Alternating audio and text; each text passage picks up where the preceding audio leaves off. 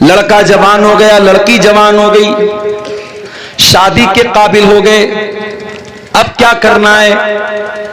آپ کی لڑکی کے لیے کوئی رشتہ آیا، لڑکا اچھا ہے، دیندار ہے، نیک ہے، مگر زیادہ پیسہ کمانے والا نہیں ہے۔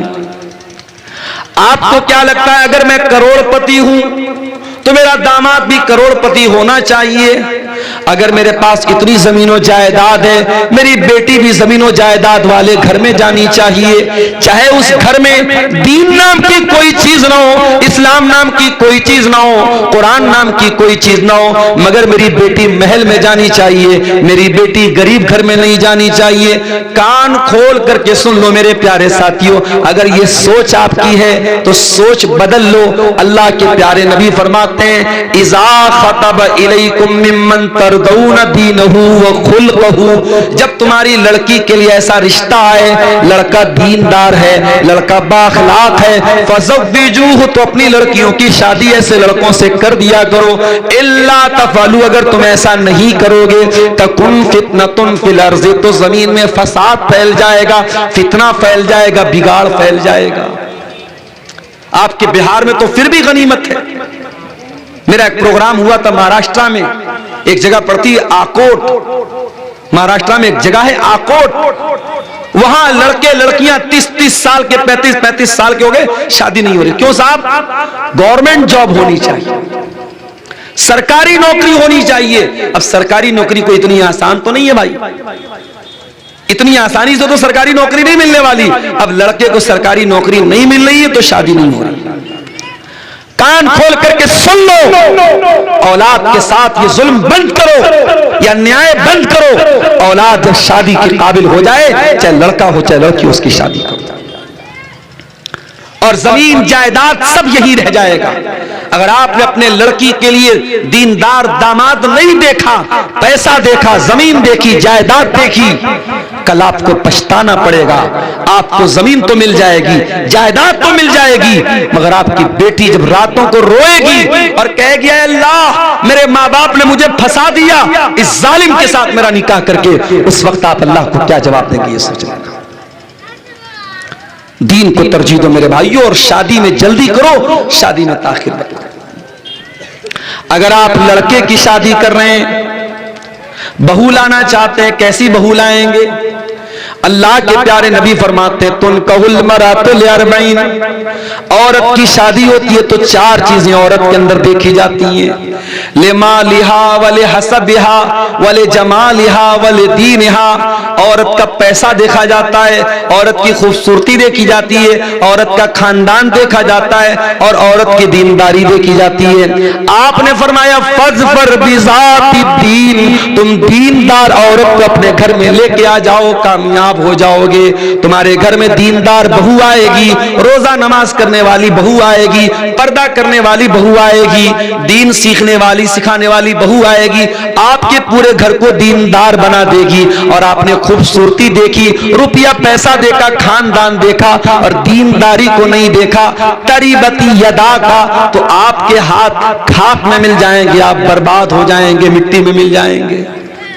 کامیاب ہونا ہے تو دیندار عورت کو میرے بھائیوں بہو بنا کر کے۔ اور آگے بڑھیے، لڑکے لڑکی کی شادی ہو گئی، پتی پتنی کے بندھن میں بندھ گئے۔ اب اسلام کیا کہتا ہے؟ میاں بیوی کا رشتہ پرائیویٹ رشتہ ہے، اور پرائیویٹ کو پرائیویسی میں رکھا جائے۔ میاں بیوی اپنی سیکرٹ بات کسی کو نہ بتائیں، یہ بھی بڑا چلتا ہے۔ بعض لڑکے شادی کے اگلے دن ان کے دوست لوگ پوچھتے بتاؤ کیا کیا ہوا، لڑکیوں سے ان کی سہیلیاں پوچھتی ہیں، اور پھر وہ ساری باتیں بڑے مزے لے لے کے بیان کرتی ہیں۔ حرام ہے یہ چیز میرے بھائی، اللہ کے نبی نے سختی سے منع کیا ہے۔ میاں بیوی کا رشتہ بہت ہی پرائیویٹ رشتہ ہے، اس رشتے کی باتیں بیڈ روم کے باہر نہیں جانی چاہیے۔ اسی لیے اللہ تعالیٰ قرآن میں کہتا ہے ہن لباس لکم وانتم لباس لہن، تم اپنی بیویوں کے لیے لباس ہو، تمہاری بیویاں تمہارے لیے لباس ہیں۔ لباس جو ہوتا ہے نا، ایک تو لباس اوپر سے انسان پہنتا ہے، اور ایک لباس وہ ہوتا ہے جو انسان کی باڈی کے ساتھ اٹیچ ہوتا ہے۔ انسان بنیان پہنے ہوئے ہے، اب بنیان ایک پرائیویٹ چیز ہے، تو اللہ تعالیٰ نے کہا کہ میاں بیوی ایک دوسرے کے لیے لباس ہے۔ اب لباس میں پرائیویسی بھی آ گئی اور لباس میں خوبصورتی بھی آ گئی، یعنی شوہر کی زندگی میں بیوی خوبصورتی بن کے آتی ہے، بیوی کی زندگی میں شوہر خوبصورتی بن کے آتا ہے، اور دونوں ایک دوسرے کے لیے پرائیویسی ہوتے ہیں، ایک دوسرے کا راز بن جاتے ہیں، ایک دوسرے کے راز کی حفاظت کرتے ہیں۔ اور آگے بڑھیں، شادی ہو گئی، زندگی کی گاڑی آگے بڑھ رہی۔ اب ایسا تو نہیں ہے کہ شوہر کی ہر بات بیوی کو اچھی لگے گی، بیوی کی ہر بات شوہر کو اچھی لگے گی، کبھی تو جھگڑا ہوگا، کبھی تو مسئلہ ہوگا۔ قرآن کہتا اگر کبھی مسئلہ ہو جائے فَإِذُوهُنَّ، تو اے شوہرو تم اپنی بیوی کو سمجھاؤ، اگر سمجھ جائیں تو اچھی بات ہے۔ وَاحْجُرُوهُنَّ فِي الْمَضَاجِعِ، اگر بات چیت سے نہیں سمجھ پا رہی ہیں، پھر بھی نافرمانی کر رہی ہیں، پھر بھی بدتمیزی کر رہی ہیں، پھر بھی بد زبانی کر رہی ہیں، تو قرآن کہتا ہے بستر الگ کر دو۔ اگر بستر الگ کرنے سے بھی معاملہ حل نہیں ہو رہا ہے تو قرآن کہتا ہے وَاضْرِبُوهُنَّ، ہلکی مار ان کو مار سکتے ہو، ہلکی چپت لگا سکتے ہو، ہلکی مار مار سکتے ہو۔ اسلام یہ نہیں کہہ رہا ہے اگر بیوی نے کھانے میں نمک تیز کر دیا تو طلاق دے دو، بیوی نے کپڑے پر پریس کیا کپڑا جل گیا تو طلاق دے دو۔ آج اسلام کے دشمنوں کو مسالہ ہم نے دیا ہے۔ کل بنارس میں میری تقریر تھی اور ٹاپک یہی تھا میرا کہ اسلام عورتوں کے لیے دین رحمت ہے۔ اس تقریر میں نے کہا تھا کہ آج مسلمان کی حرکتوں کی وجہ سے اسلام بدنام ہوتا ہے۔ جاؤ قرآن کی کوئی ایک آیت لا کے دکھا دو، نبی کی کوئی ایک حدیث لا کے دکھا دو جس سے یہ ثابت ہوتا ہو کہ طلاق طلاق طلاق کہہ دینے سے طلاق ہو جاتا ہے۔ کھلواڑ بنا کے رکھا، تماشا بنا کے رکھا، اتنا مضبوط رشتہ، اس کو بس طلاق طلاق طلاق بول دیا، ختم ہو گیا۔ شوہر شراب پی کر کے آیا، کھانا کھانے لگا، نمک تیز ہے، مسالہ تیز ہے، جا میں تجھ کو طلاق دیتا ہوں، طلاق طلاق طلاق ہوگی۔ طلاق کوئی کھلواڑ نہیں ہے میرے بھائی، طلاق کا پورا ایک طریقہ ہے، پورا ایک پروسیس ہے، اور طلاق کے پہلے اسلام یہ کہتا ہے پہلے سمجھا لو، پہلے بستر الگ کر دو، اگر ضرورت پڑے تو ہلکی مار بھی مار لو، اگر ان سب سے بھی مسئلہ حل نہ بنے، مسئلہ حل نہ ہو تو قرآن کہتا ہے فَبَعْثُوا حَكَمًا مِّنْ أَهْلِهِ وَحَكَمًا مِّنْ أَهْلِهَا، لڑکے کے گھر والوں سے کسی ایک کو پنچ بنا لو، لڑکی کے گھر والوں میں سے کسی ایک کو پنچ بنا لو، اور دونوں پنچ مل کر کے غور کرے اور رشتے کو بچانے کی کوشش کرے۔ جب یہ سارے پریاس، یہ ساری کوششیں جب وفل ہو جائیں، ناکام ہو جائیں، تب اسلام کہتا ہے اب تم طلاق دے سکتے ہو، اور طلاق ایک بار میں نہیں دینا ہے، الطلاق مرتان، ایک بار نہیں 2 بار تم طلاق دے سکتے ہو، 2 بار تم طلاق دے سکتے ہو۔ 2 بار طلاق دینے کے بعد دوبارہ بیوی کو بیوی بنا کر کے رکھنے کا تمہیں پرمیشن ہے، اجازت ہے، لیکن دوسری طلاق کے بعد جب تیسری طلاق کا نمبر آئے گا اس کے بعد اب رجوع کرنے کی، اب دوبارہ اس کو بیوی کی حیثیت سے اپنے گھر میں رکھنے کی پرمیشن نہیں ہے، اجازت نہیں ہے۔ فرمایا الطلاق مرتان، 2 مرتبہ تو طلاق دے کر کے تم بیوی کو رکھ سکتے ہو۔ اس کے بعد کیا ہوگا؟ فَإِمْسَاكُمْ بِمَعْرُوفٍ أَوْ تَسْرِيحٌ بِإِحْسَانٍ، اب تیسری مرتبہ یا تو بیوی کو رکھنا ہے یا چھوڑ دینا ہے، تیسری مرتبہ پھر آپ کو دوبارہ چانس نہیں ملے گا۔ اسلام یہ بھی کہتا ہے اگر کوئی شوہر بیوی کا حق ادا نہیں کر پا رہا ہے کسی بھی طریقے سے، اگر شوہر جسمانی اعتبار سے بیوی کا حق ادا نہیں کر پا رہا ہے، یا شوہر کے پاس اتنا مال نہیں ہے کہ بیوی کا حق ادا کر سکے، تو اب ایسی حالت میں شوہر طلاق بھی نہیں دے رہا ہے اور بیوی کا حق بھی ادا نہیں کر رہا ہے، بیوی کیا کرے؟ اسلام میں اس کا بھی آپشن موجود ہے۔ اگر شوہر بیوی کا حق ادا نہیں کر رہا ہے، یا بیوی شوہر سے خوش نہیں ہے، بیوی شوہر کے ساتھ رہنا نہیں چاہتی ہے، اسلام کہتا ہے بیوی کھلا لے سکتی ہے، ایک صحابی کی بیوی اللہ کے نبی کے پاس آئی، حضرت ثابت بن قیس کی بیوی. کہا اے اللہ کے نبی، میں ثابت کے بارے میں کوئی غلط بات نہیں بولنا چاہتی، بس میں اتنا کہنا چاہوں گی، میں شوہر کی شکوہ شکایت نہیں کرنا چاہتی ہوں، میں ان کے ساتھ رہنا ہی نہیں چاہتی ہوں. بیوی آ کر کے کہہ رہی کہ اللہ کے رسول، میں اپنے شوہر کے ساتھ رہنا نہیں چاہتی ہوں. اللہ کے نبی نے فرمایا کہ تم نے مہر میں جو باغ لیا تھا وہ باغ تم کو واپس کرنا پڑے گا، ریٹرن کرنا پڑے گا. انہوں نے کہا ٹھیک ہے میں ریٹرن کرتی ہوں. اللہ کے نبی نے باغ شوہر کو ریٹرن کروایا اور اس کے بعد خلا ہو گیا، نکاح کو ختم کرا دیا. ایک حیض کی عدت گزارنے کے بعد بیوی کہیں اور نکاح کر سکتی ہے. اسلام میں اس کا بھی آپشن موجود ہے. اسلام میں ہر پرابلم کا سولوشن موجود ہے میرے بھائی. جانتے ہو اگر شوہر اپنی بیوی کو غلط کام کرتا ہوا دیکھ لے اور اس کے پاس 4 گواہ نہیں ہیں، اسلام میں اگر کوئی زنا کر رہا ہے اور کوئی یہ بلیم کر رہا ہے کہ وہ آدمی زنا کر رہا ہے، تو اسلامی قانون کیا کہتا ہے کہ 4 گواہ ہونے چاہیے. 4 گواہ ہو یا کوئی کلیئر پروف ہو کہ ہاں یہ زنا ہوا ہے، کیونکہ زنا بہت بڑا گناہ ہے. کسی کے کہہ دینے سے کہ فلاں نے زنا کر لیا زنا ثابت نہیں ہوتا. زنا اگر کسی کے اوپر زنا کا الزام لگایا جا رہا ہے، اسلام کہتا ہے 4 گواہ ہونے چاہیے. اب مان لو بیوی کو شوہر نے دیکھ لیا کہ بیوی غلط کام کر رہی ہے. اب ظاہر ہے شوہر 4 گواہ تو نہیں لا سکتا ہمیشہ، ضروری نہیں کہ اس چیز کو دیکھنے کے لیے 4 گواہ موجود ہوں. 4 گواہ نہیں ہے. اب ایک عزت دار آدمی یہ منظر دیکھنے کے بعد اپنی بیوی کے ساتھ رہنا بھی نہیں چاہتا. عدالت میں جا کر کے اگر یہ بولتا ہے کہ میں نے اپنی بیوی کو زنا کرتے ہوئے دیکھا ہے، اسلامی عدالت پوچھے گی تیرے پاس 4 گواہ ہیں؟ یہ بولے گا 4 گواہ نہیں ہیں. اسلامی عدالت کا قانون کیا ہے؟ اگر کسی عورت پر آپ نے زنا کا الزام لگایا اور آپ کے پاس پروف نہیں ہے، آپ کے پاس 4 گواہ نہیں ہیں، تو الزام لگانے والے کو 80 کوڑے مارے جائیں گے.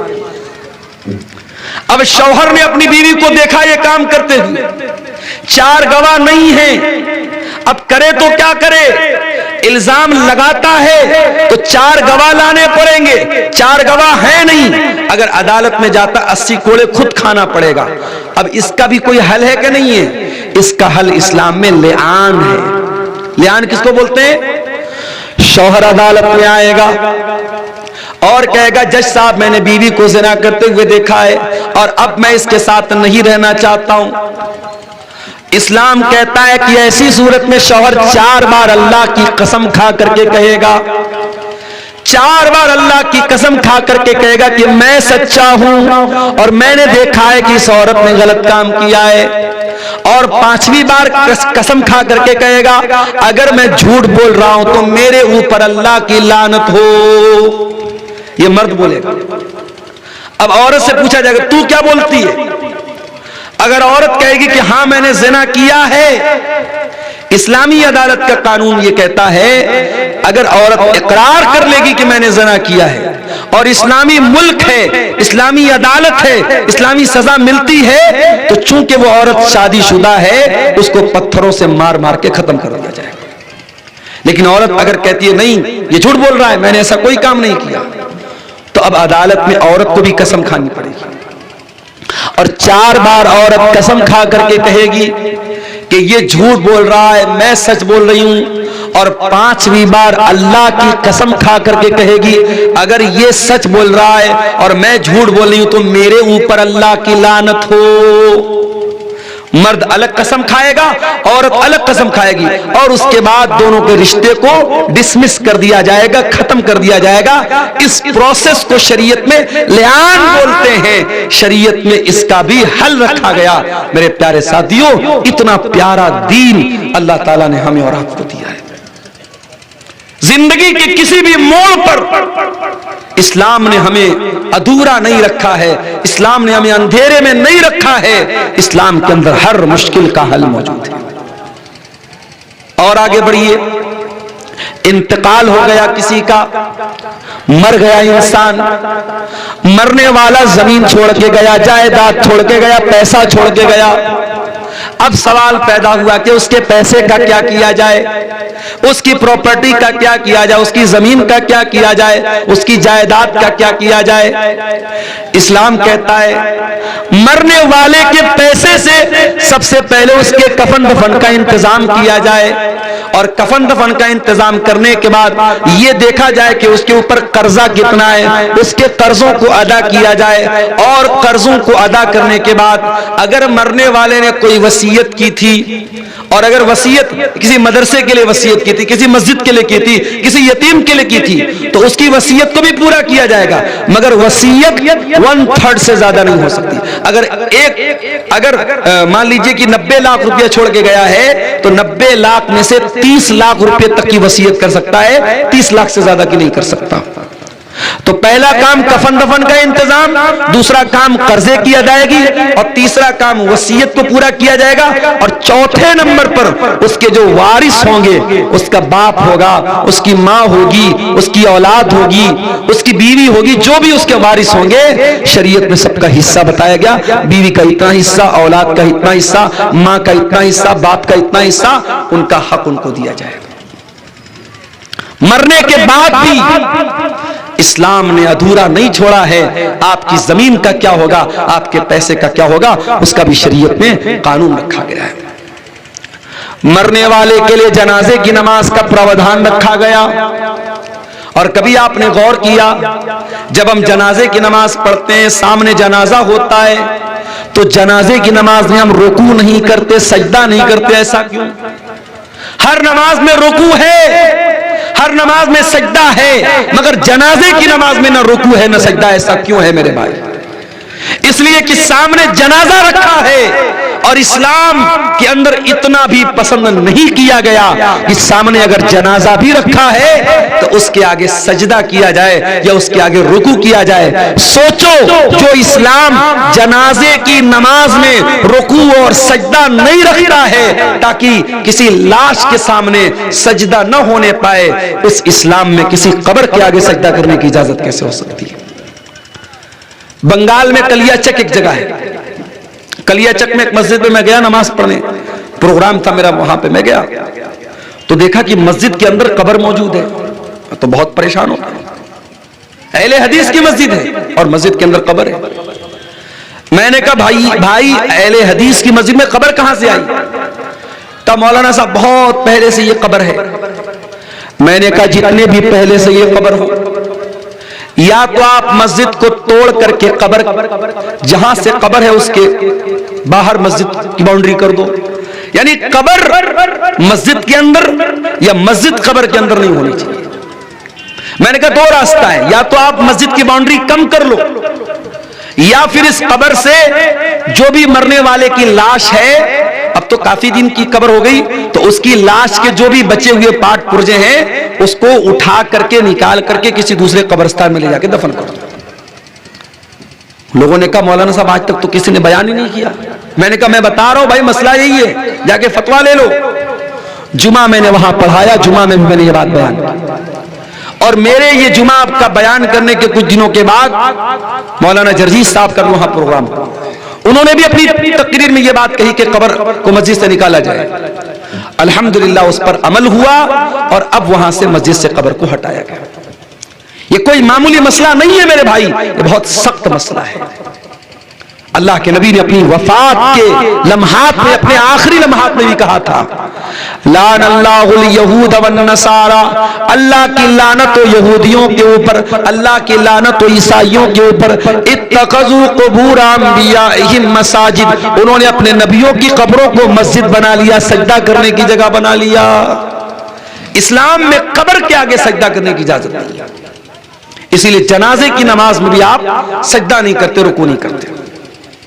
اچھا جنازے کی دعا کتنے لوگوں کو یاد ہے؟ ذرا ہاتھ اٹھا کے بتاؤ تو، کتنے لوگوں کو یاد ہے؟ ایمانداری سے بتانا، جھوٹ موٹ ہاتھ مت اٹھانا۔